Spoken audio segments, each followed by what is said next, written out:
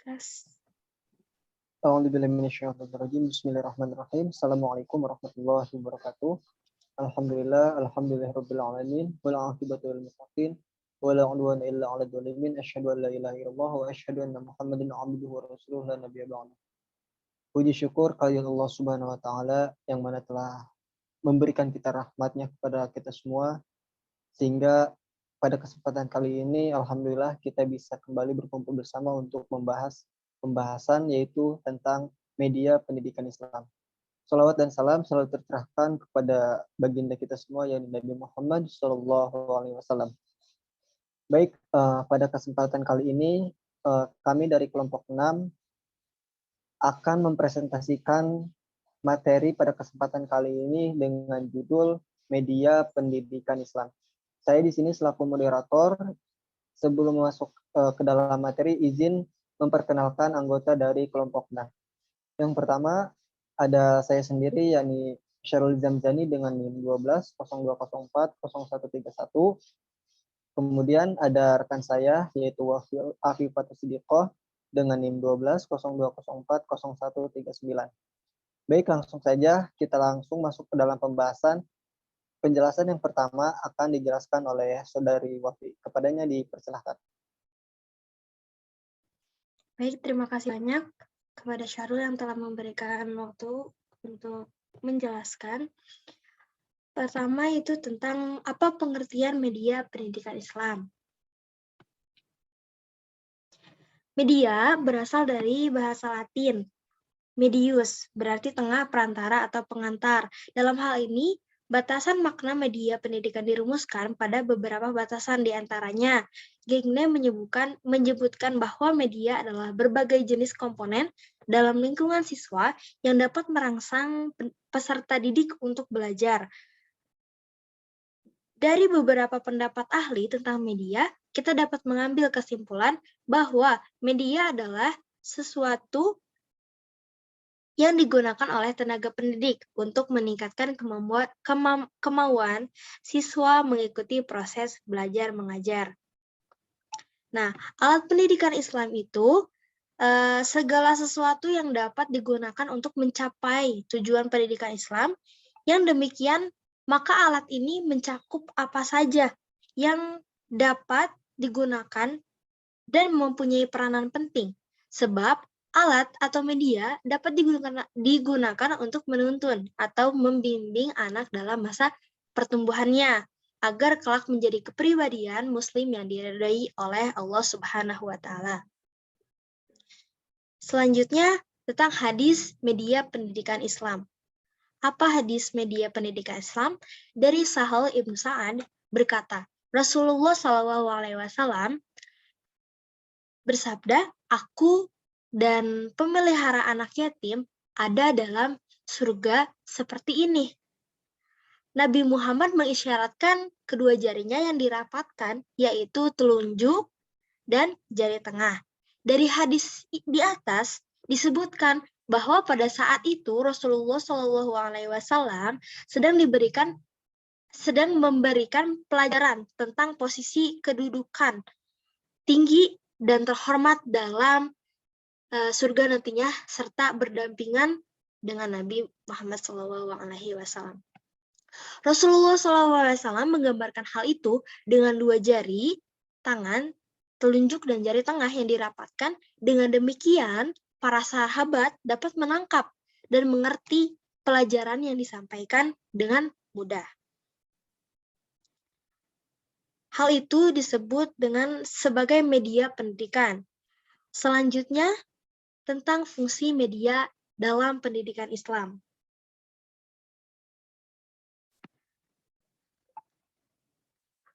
Fungsi media, khususnya media visual, juga dikemukakan oleh Lacey dan Lenz. Seperti yang dikutipkan kembali oleh Arsyad, bahwa media tersebut memiliki 4 fungsi, yaitu fungsi atensi, fungsi afektif, dan fungsi kognitif, dan juga fungsi kompensatoris. Dalam fungsi atensi, media visual dapat menarik dan mengarahkan perhatian siswa yang berkonsentrasi kepada isi pelajaran. Dan fungsi afektif dari media visual dapat diamati dari tingkat antusias siswa ketika belajar membaca teks bergambar. Dalam hal ini, gambar atau simbol visual dapat menggugah emosi dan sikap siswa. Berdasarkan temuan-temuan penelitian diungkapkan bahwa fungsi kognitif media visual melalui gambar atau lambang visual dapat mempercepat pencapaian tujuan pembelajaran untuk memahami dan mengingat pesan atau informasi yang terkandung dalam gambar atau lambang visual tersebut. Dan yang terakhir, fungsi kompensatoris. Fungsi kompensatoris media pembelajaran adalah memberikan konteks kepada siswa yang kemampuannya lemah dan dalam mengorganisasikan dan mengingat kembali informasi dalam teks. Dengan kata lain, bahwa media pembelajaran ini berfungsi untuk mengakomodasi siswa yang lemah dan lambat dalam menerima dan memahami isi pelajaran yang disajikan dalam bentuk teks. Itu yang disampaikan secara verbal.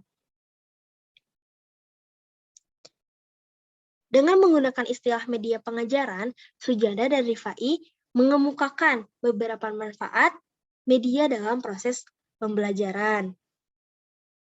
Yang pertama itu dapat menumbuhkan motivasi belajar siswa karena pengajaran akan lebih menarik perhatian mereka. Yang kedua adalah makna bahan pengajaran akan menjadi lebih jelas sehingga dapat dipahami siswa dan memungkinkan terjadi penguasaan serta pencapaian tujuan pengajaran. Yang ketiga, metode mengajar akan lebih bervariasi, tidak semata-mata didasarkan atas komunikasi verbal melalui kata-kata. Dan terakhir, siswa lebih banyak melakukan aktivitas selama kegiatan belajar, tidak hanya mendengarkan, tetapi juga mengamati, mendemonstrasikan, melakukan langsung, dan memerankan. Mungkin cukup sekian dari Wafi. Selanjutnya akan dijelaskan kembali lagi kepada Syahrul Zamzani sebagai moderator. Disilahkan. Baik, terima kasih kepada Saudari Wafi yang telah menyampaikan penjelasannya. Baik, penjelasan selanjutnya akan disampaikan oleh saya sendiri, yaitu penjelasan selanjutnya, yaitu mengenai manfaat media dalam pendidikan Islam. Pada dasarnya, manfaat media pendidikan adalah alat bantu belajar mengajar yang dapat mempengaruhi kondisi dan lingkungan belajar yang diciptakan oleh para pendidik. Menurut Hamalik, penggunaan media dalam proses pembelajaran berfungsi untuk meningkatkan keinginan, minat, motivasi, rangsangan kegiatan belajar, dan mempengaruhi psikologis pada siswa. Sedangkan, menurut Levy dan Lev, telah mengungkapkan fungsi dari media visual, yaitu ada fungsi atensi, fungsi kognitif, dan fungsi kompensatoris. Nah, adapun syarat-syarat yang harus dipenuhi agar alat tersebut dapat dipakai sebagai media dalam pendidikan Islam adalah yang pertama, rasional atau sesuai dengan akal. Yang kedua, ilmiah atau sesuai dengan ilmu pengetahuan. Selanjutnya, ekonomis atau sesuai dengan biaya yang tersedia. Selanjutnya, praktis atau dapat dengan mudah digunakan di dalam sekolah. Kemudian yang terakhir, fungsional atau berguna dalam proses pembelajaran. Nah, selanjutnya ada beberapa manfaat penggunaan media dalam proses pendidikan Islam, yaitu yang pertama, memperjelas penyampaian pesan atau informasi. Selanjutnya, meningkatkan perhatian peserta didik untuk meningkatkan motivasi belajar, mengatasi terbatasnya indera, ruang, dan waktu. Kemudian, memberikan pengalaman kepada peserta didik akan peristiwa di lingkungan mereka atau menimbulkan terjadinya interaksi langsung antara pendidik, masyarakat, dan lingkungan. Nah, sedangkan Abu Bakar Muhammad menjelaskan bahwa media dalam pendidikan Islam memiliki beberapa fungsi, yaitu fungsi yang pertama, memperjelas materi pelajaran yang sulit, kemudian membantu siswa untuk mempermudah pemahaman, menjadikan pelajaran lebih menarik, merangsang siswa dalam meningkatkan kecintaan, melatih belajar, dan menumbuhkan kemauan kerasnya untuk mempelajari sesuatu, membentuk kebiasaan anak, dan melatih anak melahirkan sebuah pendapat, membantu konsentrasi anak dalam memperhatikan dan menangkap suatu pembelajaran, kemudian meningkatkan ingatan, mempertajam indera dan memperhalus perasaan, dan yang terakhir meningkatkan kemauan anak untuk belajar.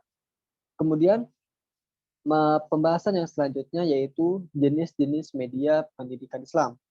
Para ahli telah membagi media pendidikan yang bersifat benda atau bukan benda, yaitu diantaranya menurut Zakiyah dan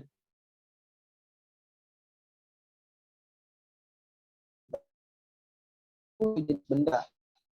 Sih yang termasuk ke dalam jenis benda yaitu yang pertama ada Al-Quran, hadis, tauhid, fikih, dan sejarah. Kemudian jenis selanjutnya yaitu sumber daya alam. Yang termasuk dalam sumber daya alam diantaranya adalah hewan, manusia, dan tumbuh-tumbuhan. Kemudian yang selanjutnya gambar-gambar yang dibentuk seperti grafik atau kaligrafi. Yang selanjutnya yaitu gambar yang diproyeksikan seperti video, dan yang terakhir jenis audio recording seperti tape recorder dan radio.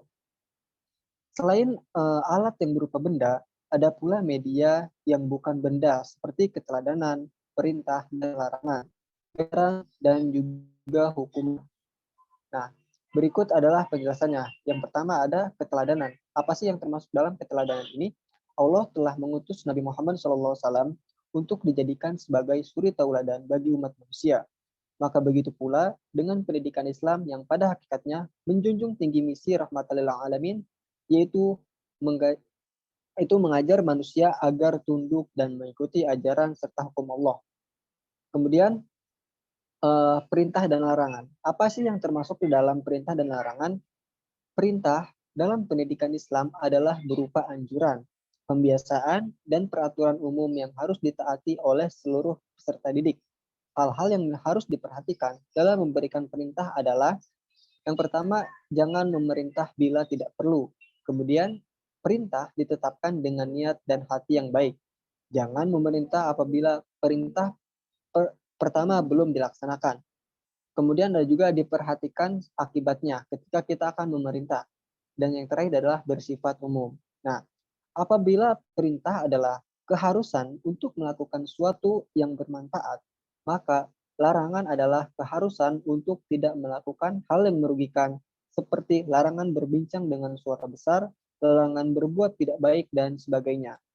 Kemudian yang selanjutnya itu ada ganjaran dan hukuman. Nah, apa sih yang termasuk ke dalam ganjaran dan hukuman? Ganjaran atau hadiah adalah sebuah pemberian yang menyenangkan bagi peserta didik yang memiliki prestasi dalam belajar dan sikap. Ganjaran yang dapat diberikan oleh seorang guru atau pendidik terhadap muridnya adalah yang pertama adalah mengangguk-anggukkan kepala, tanda ia senang terhadap jawaban yang diberikan oleh anak tersebut. Kemudian memberikan kata-kata pujian atau yang menggembirakan. Nah, kemudian yang terakhir memberikan hadiah berupa benda-benda yang berharga. Sedangkan hukuman adalah sesuatu yang diberikan kepada si anak yang melakukan pelanggaran sebagai bentuk antisipasi agar pelanggaran tersebut tidak diulangi kembali. Ada dua tipe hukuman, yakni hukuman yang dilakukan karena ada pelanggaran dan hukuman yang dilakukan agar mengantisipasi agar tidak terjadi pelanggaran. Ciri-ciri hukuman dalam ranah pendidikan menurut Asma Hasan Fahmi adalah yang pertama, agar si anak memperoleh perbaikan dan pengarahan. Kemudian, agar si anak mendapatkan kesempatan untuk memperbaiki kesalahannya. Dan yang terakhir adalah guru juga harus tegas dalam memberikan hukuman. Apabila memang sikap lunak tidak dihiraukan, maka guru tersebut bisa memberikan sikap yang lebih keras seperti itu. Nah, mungkin seperti itu penjelasan dari kelompok 6 yaitu mengenai media pendidikan Islam. Nah, cukup sekian pembahasan yang dapat kelompok kami berikan. Kami dari kelompok 6 memohon maaf kepada teman-teman semua apabila di dalam pembahasan atau penyampaian yang diberikan oleh kelompok 6 memiliki banyak kekurangan atau ketidakjelasan. Terima kasih.